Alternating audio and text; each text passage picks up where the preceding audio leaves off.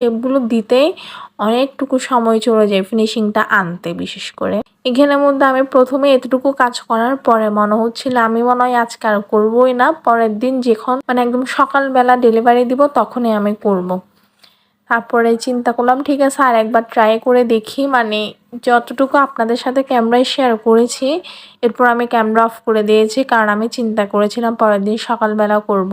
আপনারা দেখেন এটা আমার করতে মোটামুটি আধা ঘন্টারও বেশি সময় লেগেছে, মানে একদম পারফেক্টভাবে ফিনিশিংটা আনতে।